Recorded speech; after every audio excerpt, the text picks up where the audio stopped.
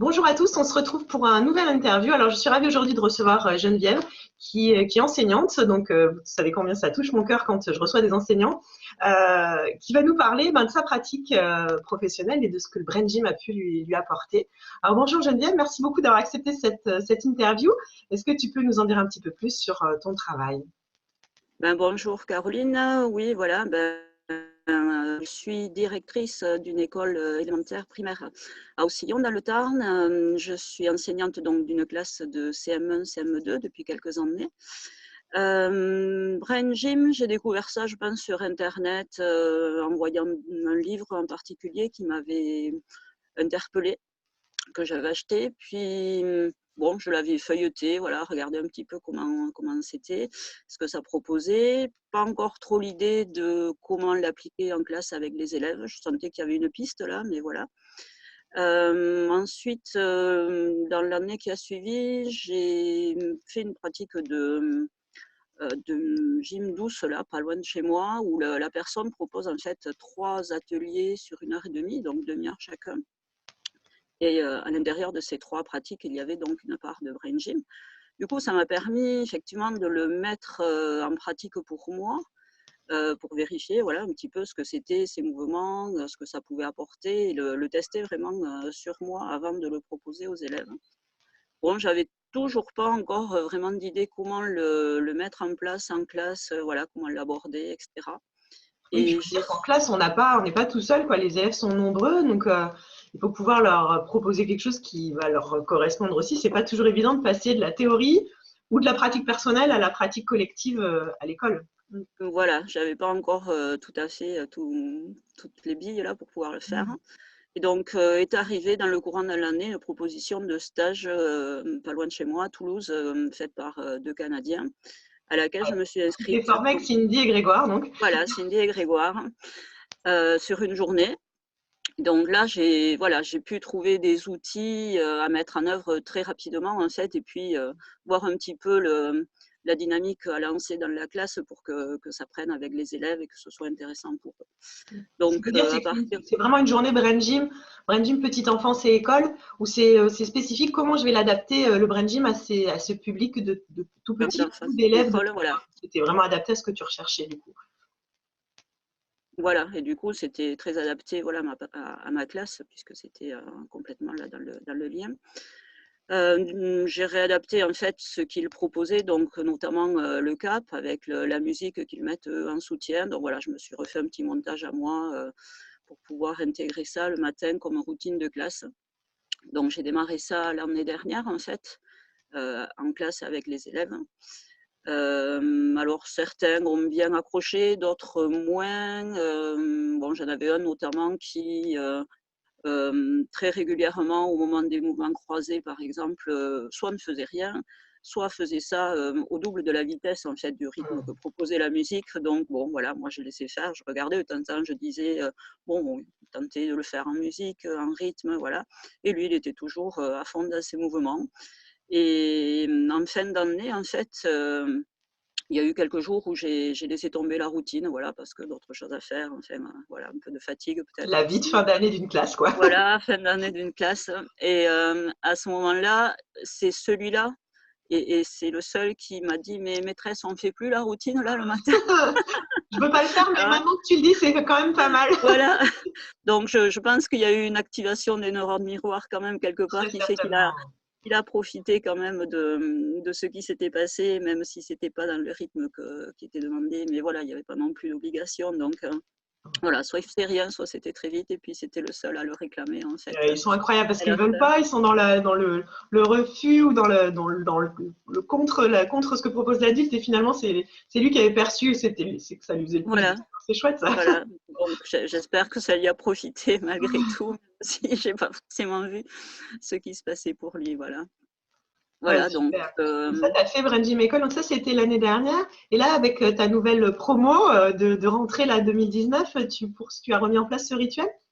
alors avec cette nouvelle classe, j'ai remis en place, cette routine, avec certains élèves que j'avais déjà l'an dernier, qui sont passés de Ah CM1 oui, à tu avais CM2, CM1, mais que j'ai gardés, voilà.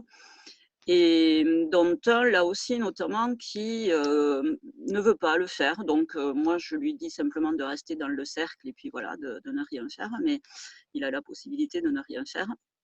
Et à un moment, il dit devant les autres, bon, au bout de quelques jours, hein, on avait quand même un petit peu de pratique, il dit aux autres, de toute façon, c'est nul, ça sert à rien, etc. En fait. Et du coup, j'ai rebondi là-dessus et j'ai posé vraiment la question aux autres qui ne disaient rien sur le moment. Et puis je leur ai dit, mais qu'est-ce que vous en pensez, vous, de ce qu'il dit, lui? Est-ce que vous êtes OK avec ça? Parce que du coup, ça me re-questionne quand même sur ma pratique aussi, à un moment, voilà, si ça accroche pas, quoi. Et en fait, les autres ont dit, non, non, nous, on n'est pas d'accord avec ce qu'il dit. Nous, on aime bien, ça nous pose, ça nous calme le matin, c'est sympa, on se met en mouvement tout doucement. Donc, en fait, il s'est aperçu qu'il ne faisait pas la majorité, quoi, avec son opinion et que les autres aimaient bien. Donc, depuis, il ne le fait toujours pas. Mais il est moins agité quand même. Enfin, voilà, il perturbe moins parce qu'il sent qu'effectivement, je pense pour les autres, il y a un intérêt à le faire, quoi. Donc pour l'instant, il ne le fait pas pour lui, mais Il le fait toujours pas, il je respecte désespère les pas. autres, c'est déjà pas mal. Mais Mais lui voilà, aussi, je hein, ses pense petites que neurones miroirs, elles vont bosser et puis. voilà, il capte des choses très tôt. Donc voilà. Et donc là, cette année, du coup, voilà, j'ai aussi partagé ça avec d'autres classes, pas l'ensemble de l'école, mais d'autres classes avec d'autres enseignants qui ont bien voulu écouter ce que j'avais à leur transmettre là. Wow. Notamment voilà, avec le 8 couché que j'ai fait plastifier pour chaque élève et puis donc à certains moments particuliers pouvoir l'utiliser pour se replacer, se recentrer. D'autres mouvements aussi qui sont associés à l'écriture ou avant de lire ou avant les maths.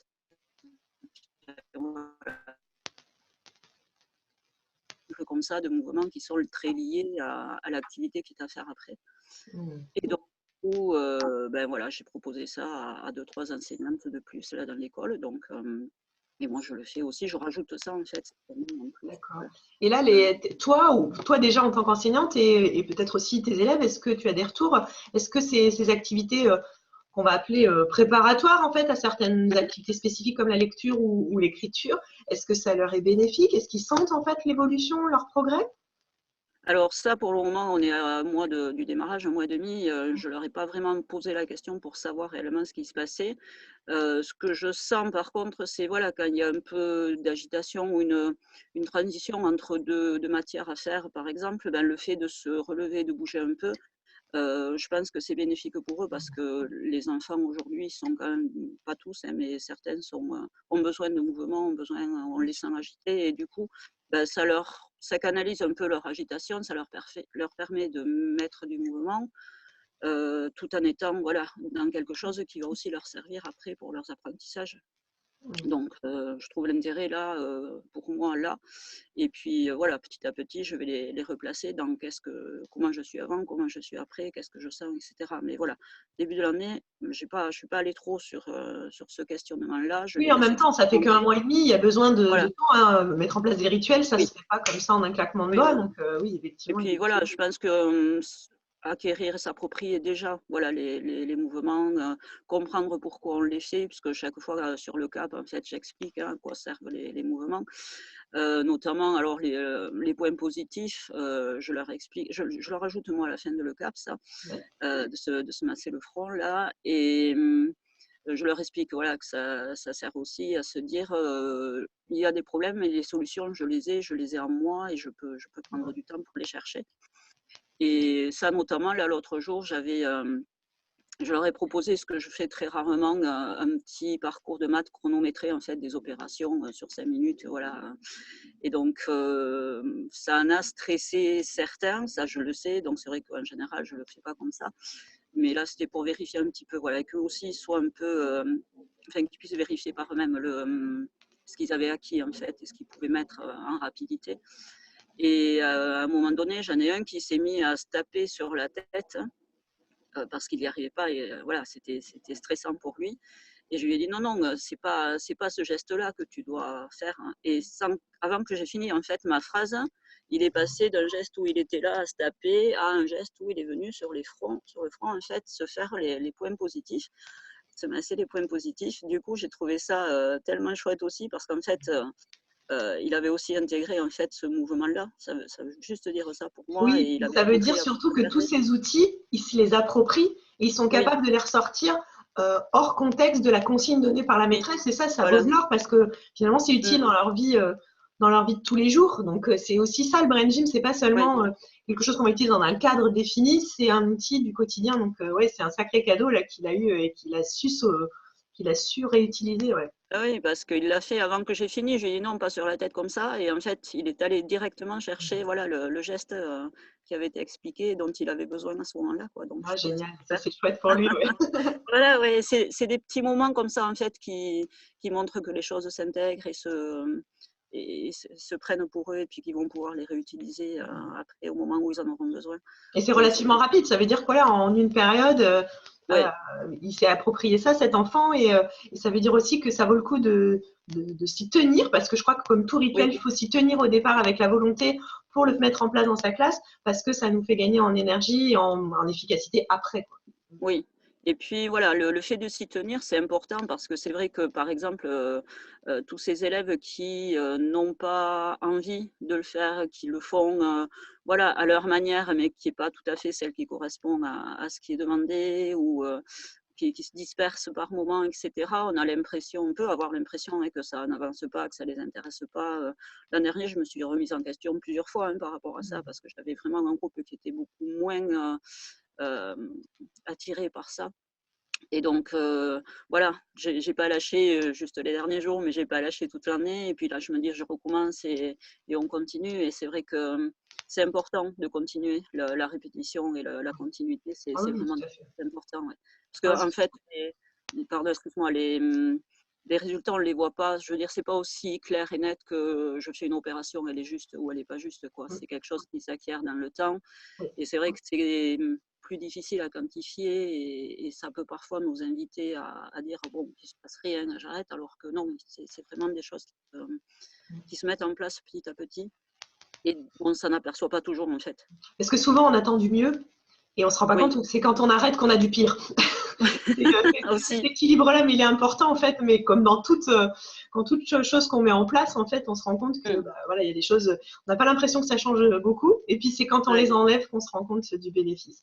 Donc, ce qui est ouais. extraordinaire, c'est que tu nous expliques que tu mets ça en place, et que ça a un intérêt pour tes élèves, les élèves que tu accompagnes, et finalement tu as suivi cette journée avec Grégoire et, euh, Cindy, et tu as suivi une autre journée avec moi avec les Building Blocks Activities, le brain gym adapté aux personnes en situation de handicap. Oui. Tu avais suivi d'autres journées que ces deux journées-là? Non, j'ai juste ces deux journées-là. La tienne m'intéressait aussi, puisque dans l'école, moi, j'ai une classe d'élèves qui sont en Ulysse. Et donc, c'est vrai que par rapport à ces problèmes-là, ça m'intéressait aussi de voir voilà, qu'est-ce qu'on pouvait leur apporter de différent. Alors, pour le moment, je ne suis pas intervenue sur cette classe-là. Je pourrais, sur mon temps de décharge, de temps en temps, pouvoir y aller. Ça fait enfin, l'enseignante fait partie des enseignantes qui a bien voulu prendre des informations par rapport au Brain Gym. Ce que j'ai fait par rapport à ton stage à toi, en fait, ce que je réutilise, c'est le tapotement sur le crâne. Voilà, le matin, soit en plus de la routine, soit à un autre moment dans la matinée, voilà, quand je sens que ça peut être intéressant. Je leur propose celui-là aussi. Donc, on l'a fait au départ en toucher léger, voilà, juste pour Ouais, avoir bien le sûr. tracé sur le visage. Et puis là, on est passé au tapotement. Et bon, ils adhèrent, en fait, ils le font. Et voilà, Les c'est building blocks, eux juste pour aussi. rappeler pour les personnes qui nous écoutent, ce sont des mouvements qui ont été travaillés par Cecilia Coster, qui est une enseignante spécialisée américaine, qui a du coup adapté des mouvements de brain gym pour que ce soit réalisable avec des enfants ou des adultes à besoins spécifiques. Et évidemment, et c'est ce que je vous ai répété pendant cette journée-là, c'est bon Mm. pour tout le monde.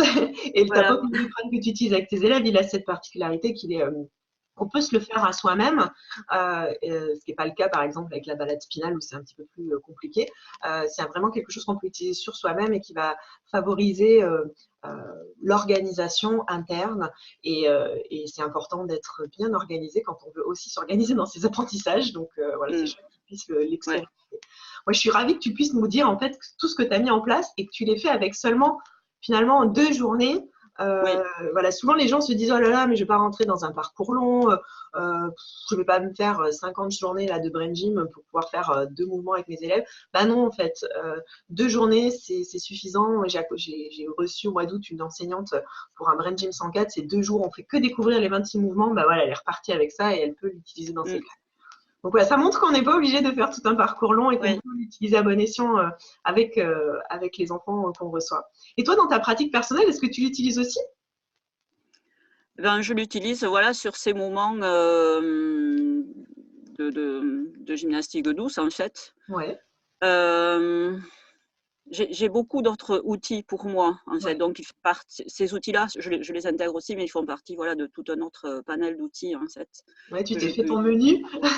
Voilà, je me fais mon petit menu à moi. Ouais, super.